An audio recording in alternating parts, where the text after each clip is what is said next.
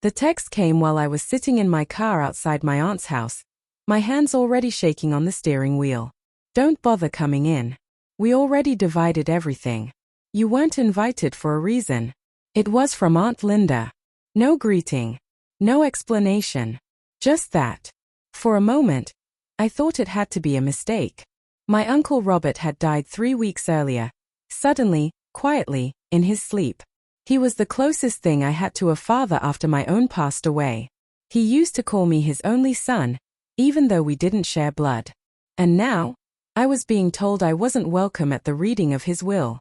I sat there staring at the front door, listening to laughter drift through the walls. Plates clinked. Someone poured wine. My family, was inside celebrating something I apparently didn't deserve to be part of. I went home instead. That night, my wife Emma barely looked up from her phone when I told her what happened. That's awful, she said flatly.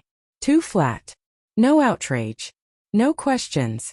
Later, when she thought I was asleep, her phone buzzed. Once. Twice. I saw the screen light up in the dark. Aunt Linda. He didn't show. Good. My chest tightened. I told myself it meant nothing. Family politics. Inheritance drama. Emma and Linda had always been close. Maybe she was just mediating. But the doubt didn't go away. Over the next few days, things started to feel off. Emma took calls in the bathroom.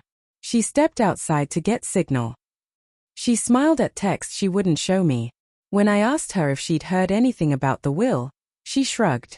Your uncle probably left everything to Linda. You know how these things go.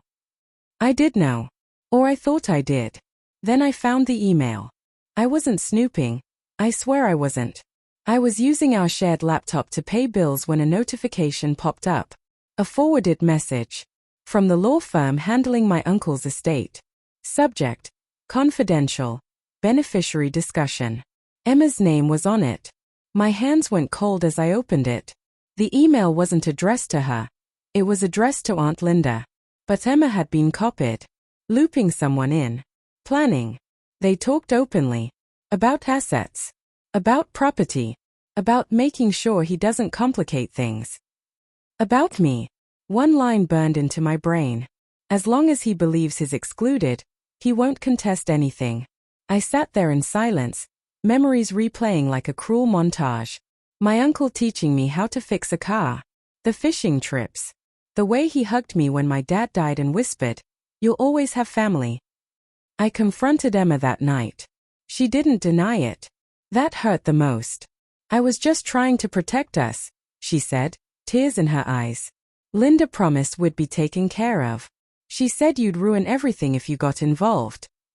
So you betrayed me. My voice cracked. You helped them cut me out of my own family. She tried to touch my arm. I pulled away. The next morning, I went back to the house. The lawyer's car was still there. I walked in uninvited this time. Aunt Linda's smile froze when she saw me. We already divided everything, she said, smirking. You weren't invited for a reason. Then the lawyer cleared his throat. Actually, he said carefully, that's not entirely accurate. The room went silent. He opened a folder and looked straight at me. Robert amended his will 6 months ago. The majority of his estate, including the house and savings, was left to you. Linda's face drained of color. Emma let out a sharp breath behind me. There is also a clause, the lawyer continued, stating that any attempt to deceive or exclude the primary beneficiary results in forfeiture. I didn't feel victorious. I felt hollow.